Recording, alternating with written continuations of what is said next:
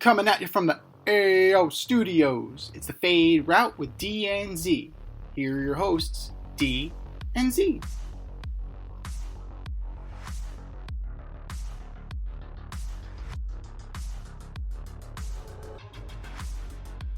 Powered by Riverside FM.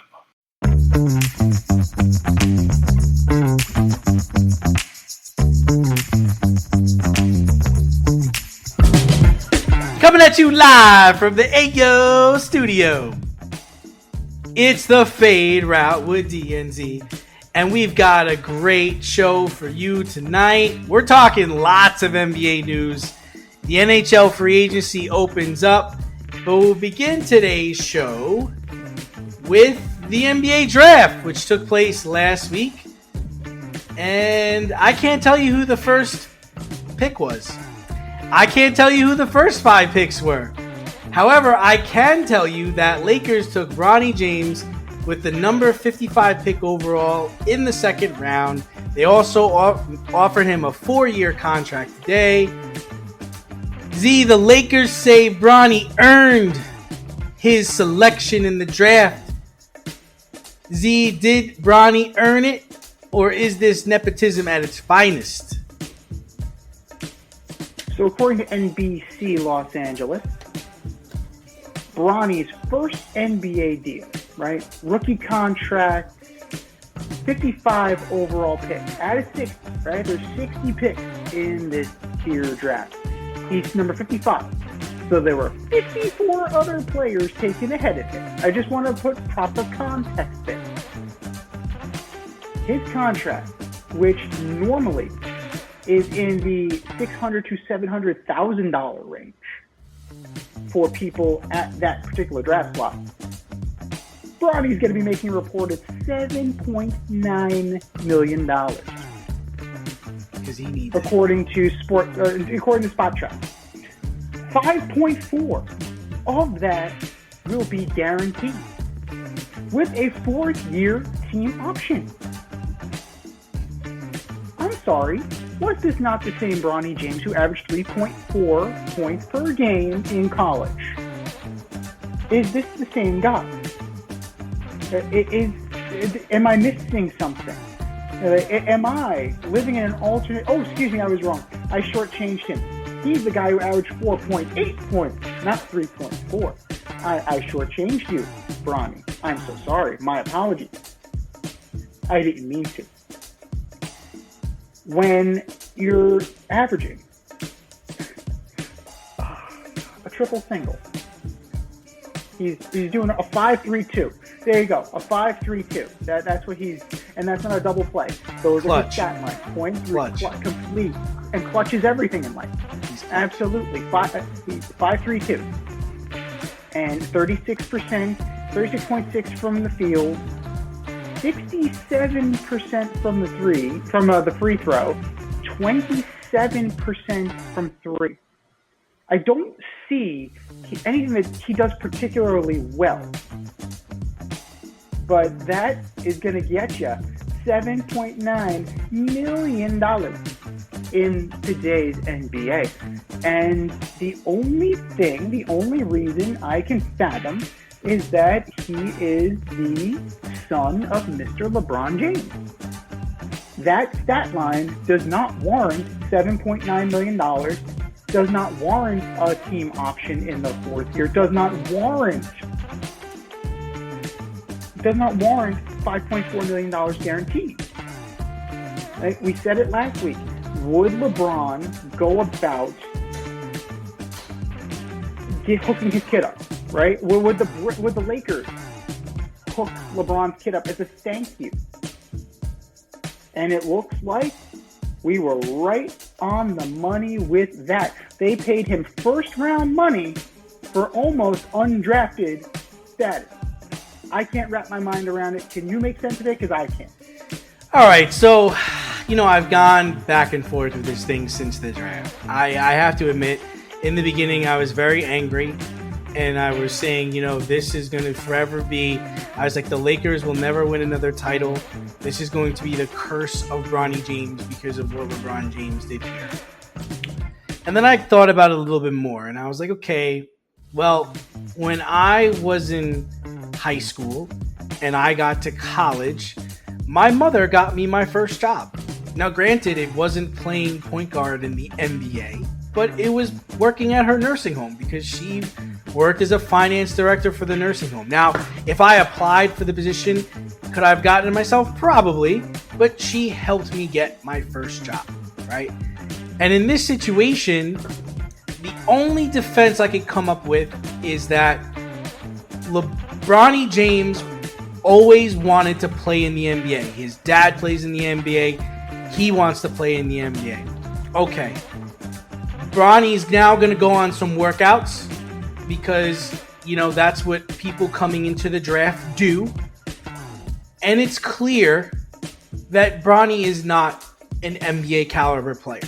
And it's clear that nobody is going to draft Bronny James. So, what do? This is what we do. The Lakers draft him so he could play with his dad. His dad has a 2-year deal. Bronny has a 4-year deal, but he's likely not going to play past that. And what's really going to happen here is that he's not going to play. He's going to get DNPs. And that's going to be the story. And I'm not as mad about it as I was before. The only thing I'll say is, this is the only gripe I have. He didn't have to be drafted. He could have went undrafted and then signed a contract to play with the Lakers. That's my only beef in this matter. It's like you took a draft spot away from a guy who might have been able to contribute more than you could. Somebody who averaged more than a triple single in college. The Lakers could have drafted that player, and then Bronny would have went undrafted, which is fine, and then you could have signed a deal to be on the Lakers. And I don't see the problem in that. The other part that I am grappling with is, Bronny, are you that bad that you didn't think that if I stayed in college, I could have got better? Or if I went overseas like his agent threatened, said if any other team tried to draft him, he was going to go play in Australia? You're telling me that if you went overseas, you wouldn't have gotten better? Are you really just punting on your basketball career just so you can play with your dad? That's the only question I have in this. But I'm not mad about it anymore. I kind of get it. But I think there was a better way to go about it. I agree. If you look at this roster, and they're going to improve it, right? Like, this is what they're going to do. They drafted Dalton Connect, right? We were very happy with his performance. We were linking him to the Spurs. We like Dalton Connect as a player. The Lakers do too. But you bring him in, you still have Austin Reeves, you still have Cam Reddish, D'Lo is still there. You have Hashimura, you have your guys. Yeah, there's no playing time for him. So he's going to fill out the G League roster. So $5.4 million, guaranteed $7.9 million. That's for a G League player. It just doesn't compute, man. It just won't. And maybe ultimately that becomes LeBron's money anyway. And maybe that's what that's about. But, in the second round, recently you've been able to find gems, but traditionally you don't. Traditionally, there's a less than 3% chance that these players actually amount to anything. So did you really miss on anything? No. Is it ceremonial? Sure. Is it historical? Yes. I'm not overly mad about it. I just think that there are players that earned the chance to get drafted. And I don't think Bronny earned his chance to get drafted by the Lakers. I think he certainly earned a spot on the team, a workout to see where that would land. But I have to question him, because if it was, I don't know. I can't even say if it was me, but I would think that I'd want to stay in college. I'd want to become a better player and hopefully have a career like an Austin Rivers did, like other players, kids did. Like I would have had a better shot. And now forever being linked to my dad got me drafted. I'm playing because my dad's on the team. Like, you know, and how's that gonna work in the locker room? How's that dynamic gonna work? You know, this is different atmosphere, right? Because when the Griffeys played together, right, Griffey Jr. was up and coming and going to be a bigger star than his dad, right? So Barry Bonds came in, he was going to be better than his dad.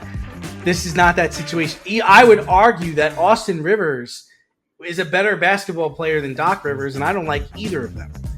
So that's Steph Curry was better than Del Curry. Steph Curry's better than Del Curry. Klay Thompson, I think you could say he's a better player than his dad, right? I think so. Yeah, I'd say it. Like, so that's my only thing is like, we'll never know.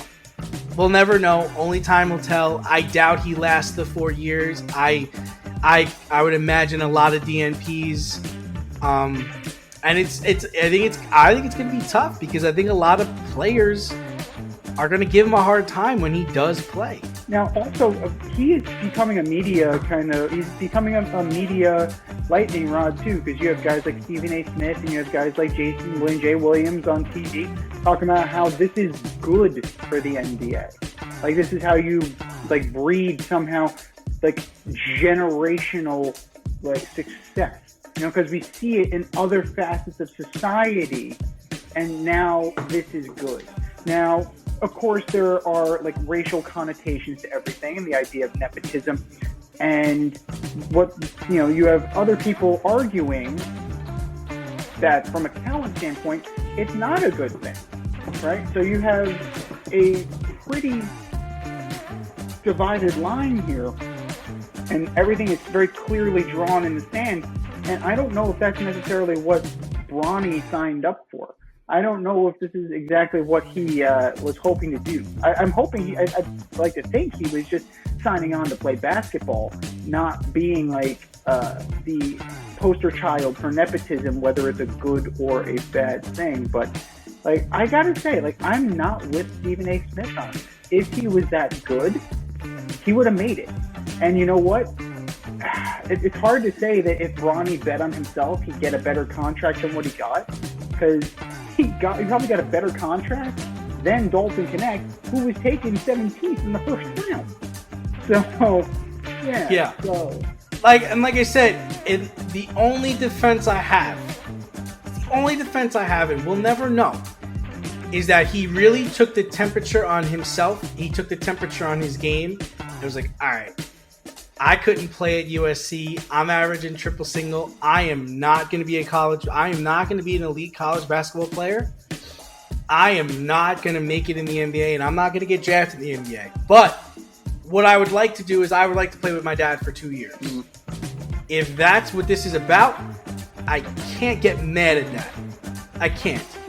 But if you thought this was a segue so that you can have a prominent career in the NBA or become a better basketball player, dude, you missed it. But one of the teams feeling good after the draft, and I know you're feeling good, were the New York Knicks, who were able to successfully trade for Mikal Bridges. But they failed to keep Isaiah Hartenstein, who is going to go to the loaded Thunder for almost $30 million a year. Should the Knicks feel optimistic, or do they suddenly have a big man problem? They can feel optimistic, and they can feel like they have a big man problem. It's not something that's mutually exclusive. When you're looking at Isaiah Hartenstein, is he a $30 million a year player? I give him kudos to him. But another guy averaged a triple single last year. 7.8 points, 8.3 rebounds, 2.5 assists. Yes, he brought toughness. Yes, he brought rebounds. Yes, he brought size and grit, right? But career, 6 points, 5.6 rebounds, 1.7 assists. The numbers don't lie, right? So is that, in your opinion, is that a $30 million a year player? Yes, the market dictates what the market dictates. But if you're the GM, if you're the GM of the Knicks, are you paying Isaiah Hartenstein for that body of work? $30 million a year?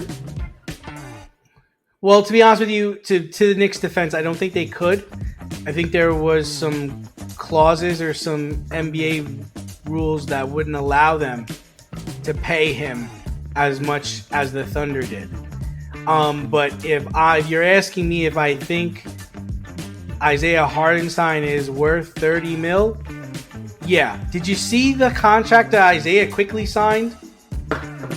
Emmanuel Quickly, yeah. Did you see that contract? Quickly, yeah. Did you see the contract that OG Anunoby signed? Yeah. I think Hartenstein's better than both those guys. And I think the Thunder are fucking loaded. I think it was a great move by Presti.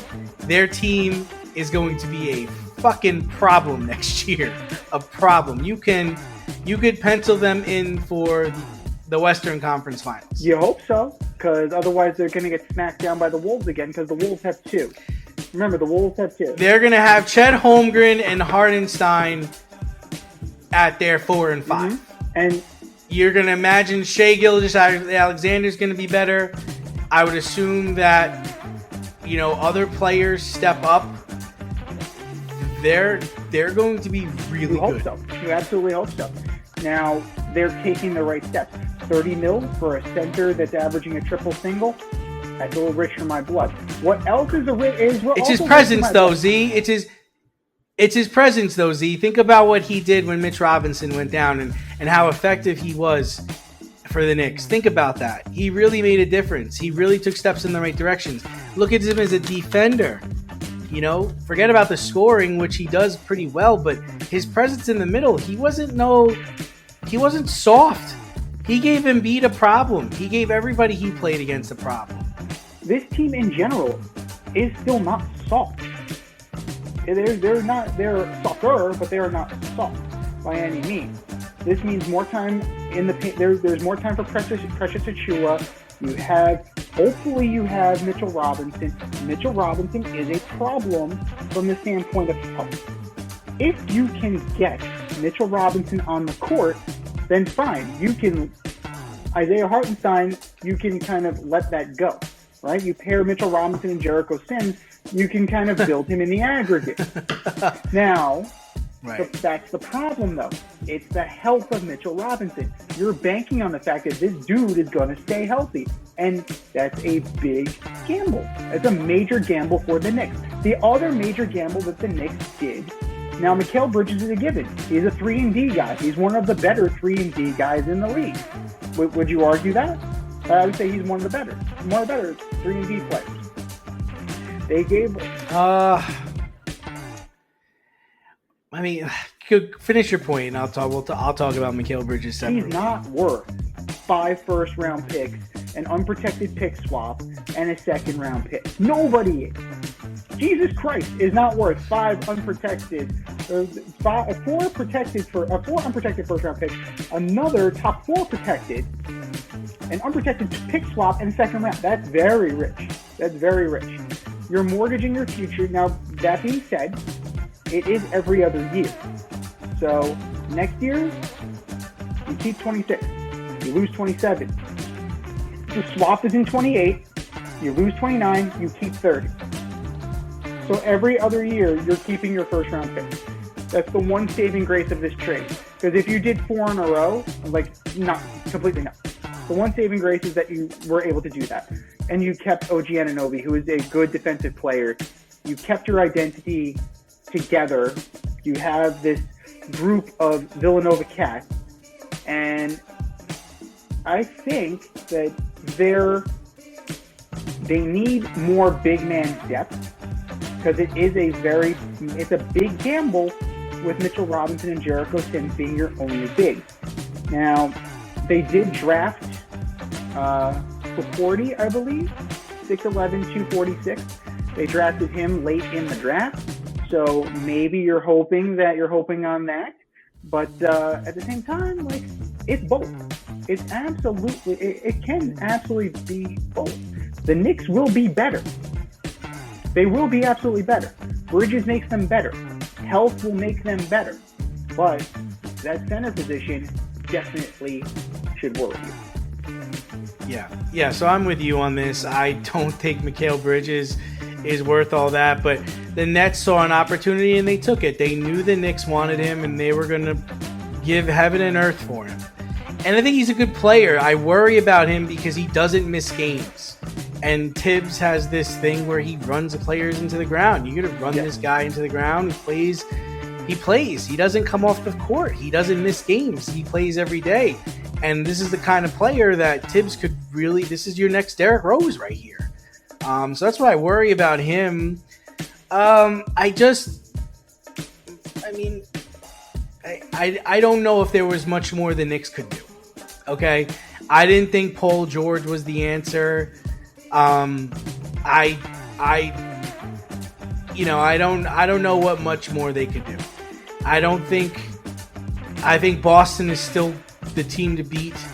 I think Miami's a problem. I think the Bucks are a problem. I'm not too much worried about the Sixers because they didn't, just because they got Paul George and they signed Maxey and they have Embiid. Embiid is not healthy. He's going to always be hurt. And I worry about the Pacers. I think the Pacers are coming. Yeah. I think the Pacers are coming. So it's whatever. It's whatever. I think that losing Isaiah Hartenstein is a kick in the stomach just because he's a good player. I think he's going to the Thunder and he makes them better. I don't think the Knicks got tremendously better. Did they get better? They got better because they were able to bring back OG, and they did get Bridges, who's a fine player. But the net, I don't know if it's that much higher. That's all. Now, this team will be in contention. Like maybe. Yeah, sure. Well, every team is. With fucking 6 teams make it, and there's a playoff with 7 through 10. So yeah, they'll make it. But they're not that far of a drop off. This doesn't drop them from 2 to 9. No. This may keep them at 2 or drop them to 4. I would say. Yes. I could agree with that. Yeah. And sure. And come trade deadline, come trade time, they'll be targeting center, and who knows who will be available. So there may be somebody who's better, more fiscally responsible than Isaiah Hartenstein. I didn't think they were going to become a number 1 overnight either. I mean, Boston has all their guys locked up for the next 3 years. So and they just won a championship and they crushed everybody. So you're not going to get over that hump. I just think there are other teams that are coming. They're absolutely coming. But the Knicks did not lose. They're not losing ground. And Precious Achiuwa is a free agent, so they could possibly re-up him too. He gives them height. I mean, he's still going to be in there. They're all in that 6'9" to 7 feet tall. You can't teach height at the end of the day. So there are plenty of guys that they can find on the free agent market, possibly maybe take a veteran mid-level exception, and then even if you want to add a guy like Bismack Biyombo, right? They signed a Knicks, you sign the Thunder. You bring in a guy 31 years old, 13-year veteran. He brings you that veteran presence in addition to the game that he puts forth. So, it's far from over. For all you grill masters, green thumbers, DIY aficionados, and home repair heroes in the Richmond, Virginia area, if you're looking for personal service quality products and a convenient shopping experience, then look no farther than Thacker Ace Hardware in Colonial Heights. Owner Don Rackley and his team of local experts have everything you need to tackle every project around the house. I'm talking Benjamin Moore paint, Milwaukee and Craftsman power tools, plumbing, electric, hardware, the works. For you green thumbers, their nursery department is top notch, and I wouldn't be me if I didn't mention the grills. They have Weber, Blackstone, Big Green Egg, Traeger. I want one of everything. Give them a call today at 804-766-4223 and see how they can assist you. Or swing by 27 Dunlop Village in Colonial Heights. That's Thacker Ace Hardware, 804-766-4223, or swing by 27 Dunlop Village in Colonial Heights. Thacker Ace is the place with the helpful hardware folks. And speaking of far from over, NBA free agency has really just begun. But two notable superstars are on the move already. Klay Thompson is heading to Dallas after a sign-in trade, a three-team sign-in trade involving the Hornets and the Warriors, and Paul George is headed to the Sixers. Do either of these make sense to you, and which is a better fit? Jeez. I'm happy for Klay. I love his game. I think he's a tremendous shooter. I'm a Klay Thompson fan. I'm happy to see that he left Golden State. I'm happy to see that he didn't listen to his dad and go to the Lakers. He knows a sinking ship when he sees one. Wonder how much Bronny played into him saying, I'm not going there. I like him going to the Mavericks. I think that's a good fit for him. I think he's going to be taking a lot of shots that the Mavericks missed in the NBA Finals. So he's going to get his opportunity. The question I have is can he get back to being 2016 or 2017 Klay, knowing that all he has to do is shoot? If Klay could shoot 38, 37% from three, man, the Mavericks are going to be very good. Now, when it comes to Paul George, I mean, it's not... Daryl Morey, I always felt, was ahead of the curve. But it seems like he's just chasing the old Big Three scam or Big Three dream. Like, Harden didn't win with Embiid and Maxey. What makes you think Paul George is going to win with Embiid and Maxey? Paul George didn't win in Indiana. Paul George didn't win with the Thunder. Paul George didn't win with the Clippers. So what really makes you think that bringing him to Philadelphia at 34 years old is gonna make this team a champion? I mean, and the thing about it is there was nowhere else for Paul George to go. So I don't even know who you were competing with money-wise. Oh, and I forgot. At one time, the Sixers had Jimmy Butler. So I don't get it. I don't get why people fall in love with Paul George. PG-13, playoff P. His best years are behind him. Paul George is a tantalizing player just because he puts up points. That's really the appeal of a guy like Paul George. He puts up a lot of points. That's great. He averages 20.8, 6.3, and 3.7 for his career. Last year, he averaged 22.6 for the Clippers. You figure like that will stay the same, just from the standpoint that he's going to a team where he is the second or third option, right? Because Embiid is still your one, Maxey is most likely your number two, and that leaves you Paul George. So he's going to put up buckets. It's everything else that you were concerned about. Everything else that comes with Paul George. The giving of a nickname and then disappearing. Giving himself that nickname and then disappearing in the playoffs. So it's a nice joke. It's a great little joke there by Paul George. When you need him most, he ain't there. So I really don't know what the standpoint of Daryl Morey is. Yeah, you need a third guy. I would argue that he's not the right third guy. Yeah. Right? Like, you had Harden, he wasn't the right third guy. I think the third guy that was right for this mix is actually come and gone from Philly. You mentioned that Jimmy Butler was there already. Jimmy Butler would be perfect.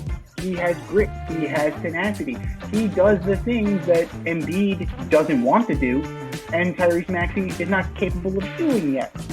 So I think that Jimmy Butler would have been a fine addition now, not a few years ago. Even Harden. I'd rather have Harden than Paul George. I mean, Harden's a tough case because we've seen the best and the worst of James Harden. Yeah, I mean, in the playoffs, James Harden is better than Paul George, but I mean, that's such a low bar. So it's one of those things that, you kind of have to put the playoffs aside, and you're paying him for the fact that he's going to light up the regular season, and he is going to be one of the guys that's going to keep the ship steady when Joel Embiid inevitably misses like 30 or 40 games of the season because his back is out, or he flops on the floor and busted his wrist, or he tweaks his knee, something. The Klay Thompson thing is very interesting. I find the Klay Thompson thing more interesting from the standpoint that it's a veteran shooter to a team with a good shooter already. Like, he's going to take the pressure off of Luka. He's going to take the pressure off of Kyrie. But does that take them up there with the Thunder? Does that take them up there with the Wolves? Does that take them up there with the Nuggets?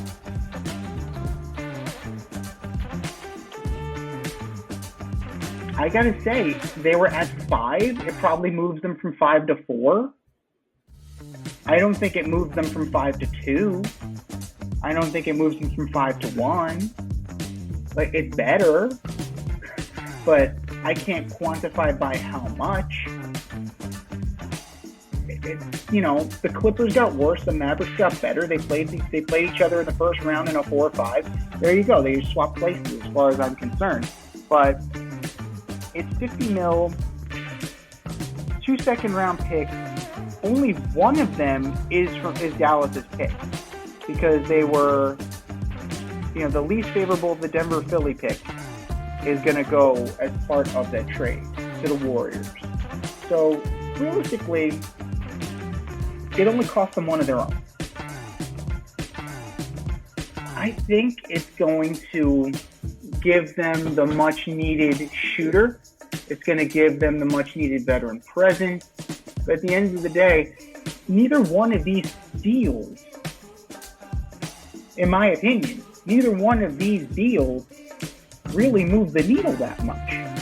I think we could both agree this is like a 1 year or 2 year window, right? I mean, I can't see Klay making an impact for the Mavericks in 2026. No. I can't even see Paul George on the 76ers in 2026 when he's 36 years old. Yeah, this is them taking their swing.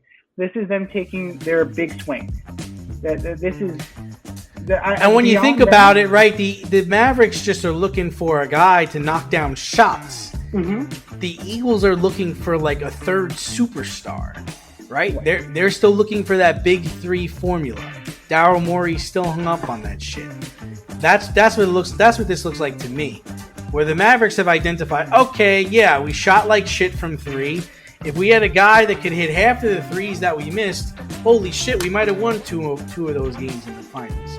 So let's go get a guy who can knock down threes. Oh, Klay used to be able to do that. Maybe if we take the load off of him, he might be able to do that again, right? I mean, right. I like their mindset more than Dallas saying, hey, you know what? We need a big 3. Let's go try to get Paul George. Hey, we really need a big 3. Let's try to get Kevin Durant, or let's try to get LeBron James and his son. Like, nah, man, they've identified what they are. And they're like, all right, we need a shooter. Well, the funny thing is that the Sixers are like, we need a big 3. The Mavericks are like, we just need 3. They don't have to be big. We just need a 3. We just need a 3, man. I mean, and that's the thing is, like, they realize, like, if we get in and we can get hot and knock down some baskets, we can get back to the finals. And on the other side, Philly's like, man, we need a guy that's averaging like 25 and 10. We need, because we know we're gonna lose Embiid for like 30 games, so we need someone to team with Maxey who could keep us at 500 while Embiid's out, right? Like that's the crazy mindset that Daryl Morey must be thinking, which Obviously Taylor's thinking. I don't know what he's thinking. I used to like him. I used to think he was like, that whole thing with Harden really messed things up. Really did for him. Because I just don't like this Philly team. They're not going to beat Boston. No. I don't know if they're going to beat Milwaukee. No. If you're looking at it, I gotta say that they're probably fourth best, maybe fifth, depending on how you feel about the Cavs. Because I got to put the Knicks above them. I got to put the Celtics above them. I have to put the Bucks above them. And it seems like the Cavs have made their bed, right? They've extended Donovan Mitchell. He's the guy. I think he's getting $50 million a year for 3 years, right? $150 million for 3 years. Yeah. So they're like, this is who we are. And then you mentioned the Pacers. You mentioned the Pacers already. That's tricky. The Pacers have ascended so much that I could put them in the argument for fifth best team. I can put them up there with the Sixers. I can argue that the Pacers actually have more depth to them. Right? We saw it. So, this just doesn't make anybody better. It doesn't make them better. It just makes them, it's just going to make them more able to withstand Joel Embiid's inevitable downfall, and it's going to keep them out of the play-in tournament. But what's a big deal besides the Boston Celtics extending Jason Tatum, making him the richest player in NBA history, and the Celtics shelling out money for Derek White on his 4-year, $125 million contract? It's a big lucrative day in Bean County. But the majority ownership of the Celtics is for sale. Despite winning the championship, despite having 18 championships on their resume, they're outpacing every NBA team. They've extended their second best player, but they're good. They're good to cash out, man. This ownership is good to cash out. Mark Cuban sold, and now the Celtics are up for grabs. So let's put on your ownership cap. You own the Celtics. Are you selling right now?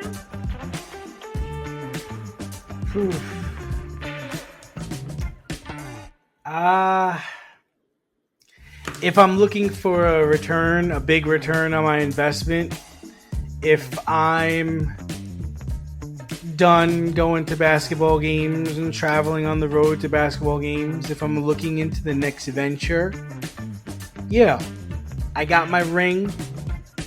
The window is still open for this team, so it could be appetizing to someone who's trying to get into the NBA. I think I'm good. I think... See, there's a lot of questions to be answered, Z, because the new TV deal, I think, is 2 or 3 years away. Mm-hmm. And that's really going to shape the future of the NBA with streaming and everything. And I don't know how these owners feel about gambling. I mean, look at the contracts that are being signed, Z. Emmanuel Quickly? Really? Yep. OG Anunoby? Really? Like, these are the contracts we're handing out. These guys are bench players, role players, not superstars. That's a lot. Dallas Cowboys, I think, were purchased for like $150 million back in 1989, whenever it was. So I think, and you think about Mark Cuban. Mark Cuban's out. Mark Cuban's out. So when Mark Cuban jumps out, that's gotta raise a flag to say, why is Mark Cuban getting out now? This was the guy that, essentially streamed the first thing ever on the internet. I mean, he's a smart guy. He's savvy, big-time businessman. He's getting out. I don't know. I think there's something to be said.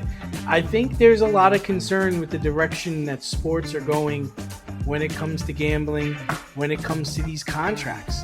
and you're really just not going to be able to keep teams together for a long period of time. I mean, look at the money that was shelled out for Jason Tatum. Jason Tatum signed the richest contract in NBA history. I like Jason Tatum. Is he worth the richest contract? I don't think so. In short, At one time, Aaron Rodgers signed the most lucrative contract for a quarterback. He didn't have as many Super Bowls as Tom Brady, Ben Roethlisberger, or Peyton Manning, but I could understand it, right? You could understand. It was Aaron Rodgers. He can make every throw. He keeps us in every game. I kind of get it. But this one, no, man, I don't see it. And we don't also know what direction the NBA is going. The NBA is in need of a new superstar, right? right. LeBron's going to be leaving. Kevin Durant's older. Steph Curry's older. Wembanyama, we don't know what he's going to be. Is he going to be the next guy? There's a lot of question marks. Hell of a lot of pressure to put on a 20-year-old. There's a lot of question marks, but you're the Boston Celtics. You just won a championship. Your 18th title. You've got all your guys locked up for the next 3 years. Windows open. Fuck yeah, the team's going on the market. I don't blame you. And Wick Gruzbeck, that's the owner, he feels the same way. He just got his appraisal from Forbes. $4.7 billion. That's the appraisal of the Boston Celtics by Forbes. Are you going to turn down $4.7 billion? Not I. Not me. No, sir. Absolutely not. Especially since I got my ring. I got my ring. Right. I got it. I've been owner for a couple of years now. I got to travel to every arena. I got to see my team beat everybody. Yeah. I've tasted the champagne. I have the trophy. I did it. And I did it. And It was fun. It was great. I'm good. You just shelled out close to $500 million for Derek White, Jason Tatum. Yeah, I want other people to pay that. I don't want that coming out of my money. No, absolutely not.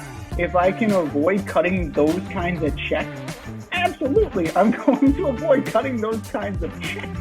Just from a practical standpoint, and you're right. From a competitive standpoint, he got what he was looking for. He did it. It's over. He achieved what he wanted to do from a competitive standpoint. The Celtics are there. The Celtics are going to be there. And if I was given a check or given the potential of earning close to $5 billion, I'll leave tomorrow. Like I'll turn over the keys right now. And that's the other thing is maybe he's also a realist like me and says, man, we fucking won this year because Embiid was hurt, Antetokounmpo was hurt, the Knicks were hurt. We got it because everybody was hurt. We're going to be a year older. Everyone's going to be a year older next year. We're going to run this back. Maybe he's a realist. Maybe he looks at it. He's like, shit, next year ain't going to be as easy as it was this year. Because it was easy this year. Let's be real. They only lost, 2 games or 3 games, right? They cakewalked it. It ain't going to be this easy next time. Everything broke right. Completely. Like the only thing that would have been easier if it was faux. Like that was the only, that's the only. Faux. Exactly. So that would have been the only thing that would have been easier if they just swept their way through. But a lot of things had to break right. You're absolutely right. But you're right. The East is getting better. We talked about how the East is getting better. The West is getting better. The quality of team is good, but then there's also the idea, like, what is the horizon? What's over the horizon? What's the horizon line there? I'm now paying guys like OG Anunoby, who are very good players, not great, very good, this exorbitant amount of money. I just had to pay Derek White this exorbitant amount of money. Bronny James just got paid $7.9 million. Like, fuck. I had to pay my second round draft pick that I probably could have gotten for like a ham sandwich. I gotta pay him like $20 million. Like, come the fuck out. He could have paid me. Exactly. He could have paid me to come play here. Exactly. We probably have one good knee between the two of us to sign that contract. We're good. But I mean, in a heartbeat, sell that team. You get a check for $4.7 billion or more, you sell that team in a heartbeat, and you go, give me lifetime tickets or give me a lifetime box, and I'll go, I'll wave my little hand, I'll shake some hands, I'll doff my cap, I'll come to every home game. That's it. I'll happily do that. I'll smile my little smile and then move on. But, the sports landscape in terms of finances is changing. And we're seeing that in college, right? That's going to trickle up. I mean, we know that's going to bubble up. We've already seen it kind of bubble up to the pros. It's only going to get worse. The financial bubble eventually is going to burst. And I don't want to be there if I was Gruzbeck. Eventually, this is going to be so untenable that it's not going to be able to move forward. And that's just being fiscally responsible. But enjoy the run while you can. Try and run it back. And at the same time, field those offers and look at them. Go for it. Why not? When owning a home, it's important to have heating and cooling professional available when things go wrong. Air Care Technicians is a veteran-owned HVAC company servicing the Westchester area. They are licensed to service, repair, maintenance, and replace all HVAC units. If your unit is not running properly or you would like to improve the air quality in your home, contact Air Care Technicians for a free quote. They offer same-day and emergency services for all of your needs. You can reach them at 914-315-1547. Air Care Technicians, 914-315-1547. So in other news, transitioning from the hardwood to the ice, NHL free agency has also been underway. And we have some big names moving around the league. No one bigger than Steven Stamkos, the longtime Lightning captain and Stanley Cup champion, is no longer in Tampa Bay. He's going to Nashville, along with Jonathan Marchessault, along with Brady Shea. They're building a little thing out there in Smashville. They're definitely trying to get over the hump here. Lindholm, Zadorov, Tarasenko just signed today. Who's made the biggest move so far, and when are the Rangers going to realize the free agency has started? It started. No, I mean, listen, I'm a Stamkos guy. I love Stamkos. I love that he went to the Predators. I know he's 34 years old, but I think he brings a lot to the table. I think he's going to make an impact there. And I like what the Lightning did, getting Jake Ensel. 29 years old. Are you kidding me? This is a no-brainer for them. They really picked up after Stamkos left. And there's one more. Hold on. There's one more that I like. Let me find my notes here. Oh, and the Bruins. Lindholm. Yeah. It's big, man. 29 years old. This is what they need. This is what Boston needed, man. This is definitely a big move for them. And I believe, don't get me wrong, I think Pittsburgh also got better too. I think Pittsburgh got Aho, didn't they? So I think Pittsburgh got you're Aho. looking at, they got Grizzlies, they got Anthony Beauvillier, they have a few guys. They got Sebastian Aho. Yeah. That's huge. I love that guy. The defenseman Sebastian Aho, the Islanders Aho, not the Hurricanes Aho. It was the other Aho. Aho! What are the odds that there are two Sebastian Ahos that both play professional hockey? Well, that is a good move. Like the Pittsburgh Penguins. There's only one Anthony Zinzi, though. I tell you that. There's right actually now. two. I have a cousin. So that's the funny part. He just graduated high school. Congratulations, Anthony. So hilarious. Oddly enough. So I guess Reinhart re-upping with the Panthers is good for them too. But those are the teams I like. I really like what the Preds did. I like what the Bruins did. Pittsburgh made a lot of moves. You can't be mad at Florida, but yeah, what the fuck, Rangers? What's going on?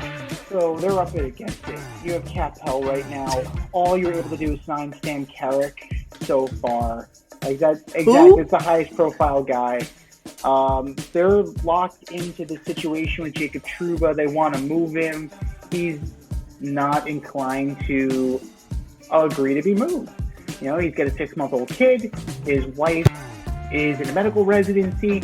He's not inclined to agree to this trade, and they're trying to move him. And he's from Michigan. They're trying to move him to Detroit. They're trying to accommodate him to a certain degree. Now, that being said, he has no movement clause.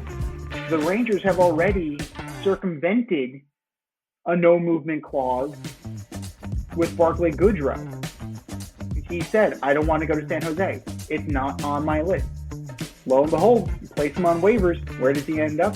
San Jose. So it kind of tells you a little. It tells you a little something right there. Like Chris Drury ain't taking shit. He ain't playing games. But that's going to drive a wedge. You know, some players aren't going to like the way he does business if he does business that way. So I can understand that. If you're looking at the Canucks, essentially they brought in Jake DeBrusk, they brought in Danton Heinen, they brought in some players that will kind of make them a little bit deeper, make them a little bit more physical. I think that's going to be helpful to them. Now, but I mentioned Zadorov, but he's going to the Bruins. You have Lindholm, he's going to the Bruins. They got better. The Bruins actually got better, you know? Marchessault, Stamkos, and Shea, very flashy.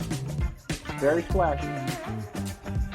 It's going to make them better. They become Western Conference contenders right there. They may not... Who's that? The Nashville Predators. Nashville... oh, yeah, for sure, for sure. Now, the team that is kind of interesting is that you're starting to bring back a lot of their players, and that's the Edmonton Oilers, right? Connor Brown's coming back. Victor Arvidsson signed. That's a new wrinkle to the team, going to bring them a little bit of depth. But Terry's back, you know, Henrique is back, Janmark is back. They're really like running it back with this group. They added Jeff Skinner, so now they have 2 Skinners. That's good for you. 2 Skinners is better than 1, I suppose. It will make them deeper. And another team that I really like what the Red Wings are doing. You bring in Vlad Tarasenko on a 2-year deal. Didn't they bring back what's-his-face, They brought back too? Patrick Kane. So basically, they reunited with all the ex-Rangers. So when the Rangers couldn't get it done, they brought in, you know, they brought in Tyler Mott. They brought in Vlad Tarasenko. They signed Cam Talbot to a 2-year contract. He had an up and down season last year.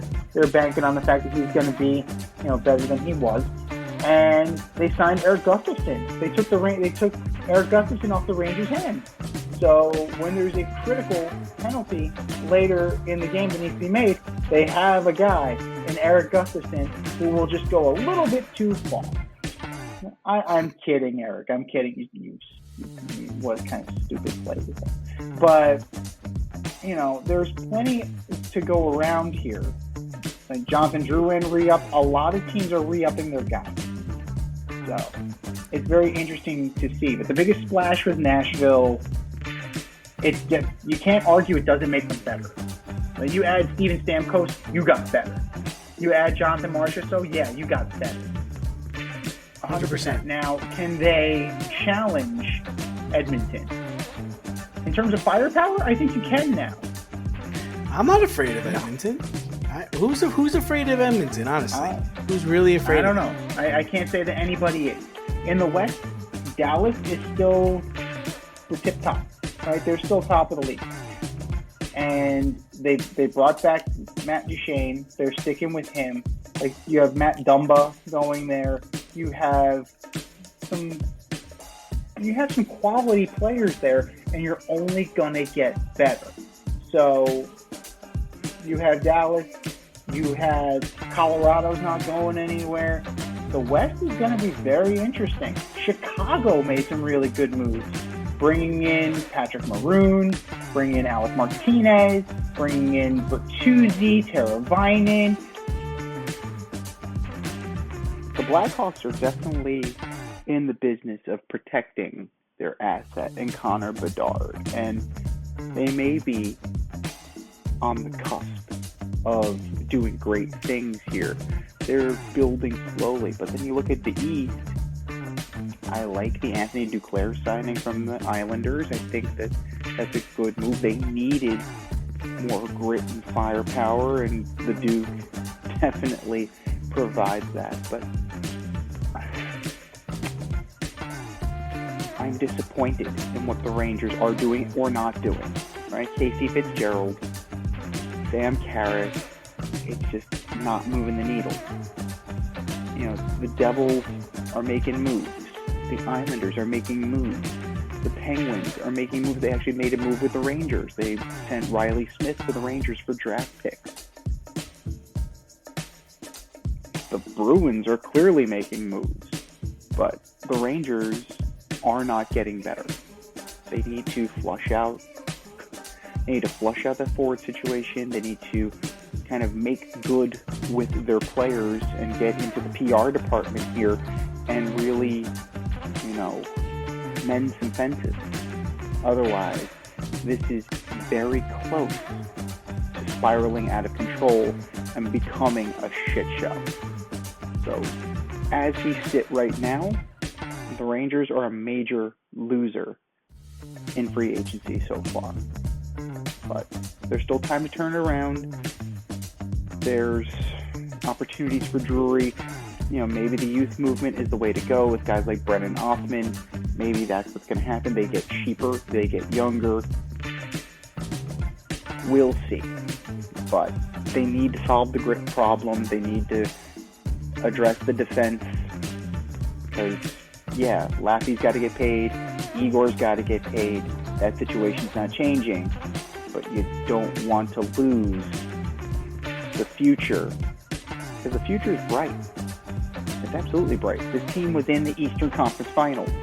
We need to remember that. And they need to remember that and act like it.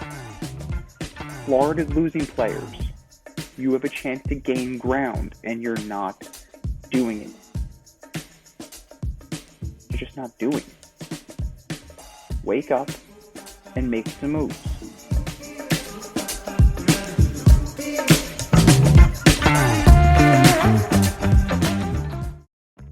Your favorite podcast has its own merch line now. Go to the Fade Store with DNZ.com today and check out our releases in apparel, accessories, drinkware, and more. Ever wanted an Alleged Superstar t-shirt? We got those. You want some yoga pants? We got those too. And we're not done yet. We have a lot of exciting collaborations and new products on the way.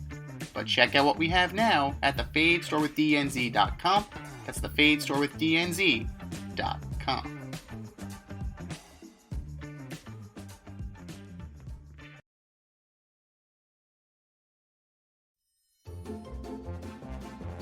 Who's the best of the worst this week in sports? The Fade Store presents the Alleged Superstar of the Week Award.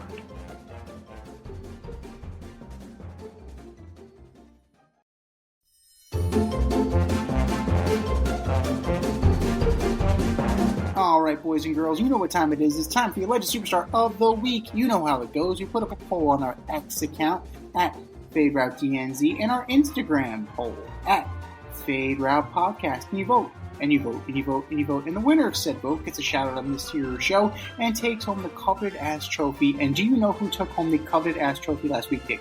I don't. Narrowly. Edwin Diaz. Narrowly. So he just beat out Jesse Winkler.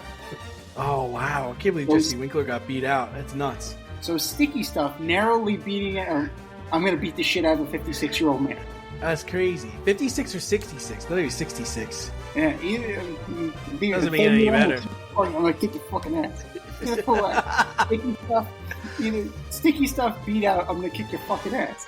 But That was last week. This is this week. Who are your nominees? D. Oh, first off, I got Chris Paul. After 58 games with the Warriors, they have seen enough of your garbage, as they are not bringing you back, and you've signed a deal with the Spurs. Chris Paul, we got 12, 15, 16, 17, 18, 19 seasons, and 1, 2, 3, 4, 5, 6 teams. You're being passed around more than a blunt. Chris Paul, you are my alleged superstar of the week. Number 2, the New York Rangers, totally whiffing in free agency, which started earlier this week. It's like, guys, get it together. I know you're in cap hell, but come on, man. Got to put a team together. Got to compete against those Panthers. New York Rangers, you are my alleged superstars of the week. And number 3, Jamarcus Russell. The former number 1 pick was fired as a volunteer assistant coach at his alma mater high school when he allegedly took a $74,000 check that was supposed to be donation to the school. A local business owner wrote Russell the check when he approached him about donating money to the school for a new weight room. Russell then deposited the check to a local Western Union and took $55,000 out for himself. Jamarcus Russell, you are my alleged superstar of the week. What do you got, Z? That Jamarcus Russell story is fucking wild, dude. Like, that's almost as good. But when you think about it, if you're the business owner and Jamarcus Russell is coming to you, asking you for money to donate to his high school, that's got to raise a flag, man. It's just got to raise a flag. You can't be signing a check over to this dude. That's fair. I mean, it is. You have to figure it's a little bit on the businessman. Just make that out to Jamarcus. It's J with 2 S's in Russell, man. They changed the name of the high school? Yes. Yes. No, my best friends call me Cash. I will match, and I will give you the credit for it. I'm totally good for it. That's almost as good as when they trapped Jamarcus Russell, the Raiders did. Like, with the $100 bill?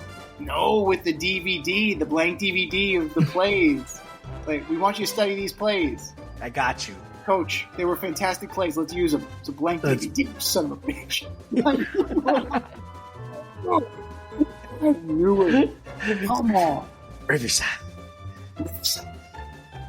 But I'm going to start with the Italian men's national team. Ooh. Eesh. Crashing out of the Euros. After winning a thing we like to call the whole fucking thing. It's an embarrassment. You didn't even make it to the quarterfinals, gentlemen. You lost in group play. You put the as in Azzurri. That's no bueno. Italian men's national team, you are my alleged superstar of the week. Number 2, Marcus Stroman. He was due for an appearance on our countdown here on our alleged superstar. Ground ball to short, Volpe to Torres to first, not in time. Seemingly innocuous double play ball, runner beats it out. No big deal. Stroman proceeds to bitch out Gleyber Torres, screaming, "Throw the fucking ball," covering his mouth with his glove, showing up Gleyber Torres. And, granted, it's Gleyber Torres. So, it's to be expected that, sometimes there's lackadaisical play. It was not lackadaisical play. The runner just beat the throw. These things happen in baseball. Don't tell that to Marcus Stroman. But we're not done yet. Aaron Judge proceeds to go talk to Stroman in between innings, saying that that's not what we do. We don't show up our teammates. Doing things that a good captain should. Saying the right things that the captain should say. Stroman, you ready for this? You ready for this? He unfollows him and then blocks him on social media. What? Are you... What? Love Dude, it. How petty are you? Never mind that Aaron Judge is like twice your size. He'll break your ass in half if you step to him the wrong way. But you cannot be that petty and thin-skinned. Are you kidding me, Marcus? The very definition of do better. Just do better. Marcus Stroman, you are my alleged superstar of the week. And then last but not least, Toronto FC. Did you see this? Oh my god, absolutely ridiculous. In the 97th minute, Jamal Tiare wins the game for Atlanta United against Toronto FC. But that's not the weird part. The weird part is how we did it. The backup keeper, who I'm going to refer as the backup keeper because Sean Johnson is back from U.S. men's national duty, and frankly, you know, that's all we're going to say about the U.S. men's team right now. But the backup keeper decides, makes a save. I'm going to put it back into play. Oh, I did see this. I did. Slight problem. Holy shit, where'd this guy come from? He kept him on side. And he drank his water. He drank from his water bottle, didn't he? He drank his water. It gave him invisibility power. It gave him like an invisibility cloak. And he played. The keeper plays the ball out. Tiare takes it from him, says, "Surprise, motherfucker," and he beats him. And then Atlanta walks it off. That's embarrassing. You hang it up. That's one of those that you hang it up afterwards. Like, you're questioning, you know, whether or not you should be professional. That's pretty damn bad. That's a horrible way to lose if you're Toronto FC. And I'm sure they're thanking their lucky stars that Sean Johnson is back. But then again, maybe not, because Orlando just beat them tonight. So, Toronto FC, you are my alleged superstar of the week. I think we said our piece. Go to our X account at FadeRouteDNZ. Go to our Instagram poll at FadeRoutePodcast and vote. And vote, and vote, and vote. And for our nominee. You're better than that. Just do better. Just do better.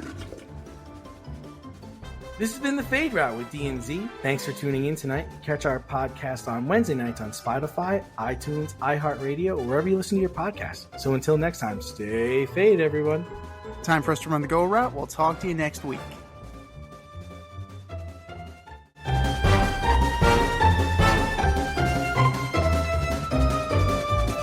Thanks for listening to this episode of our podcast. If you liked what you heard and you want to hear more, be sure to like and subscribe on your favorite podcast platform. Leave us a review, rate us 5 stars, turn on subscription notifications, and share on social media. Tell your friends and spread the word.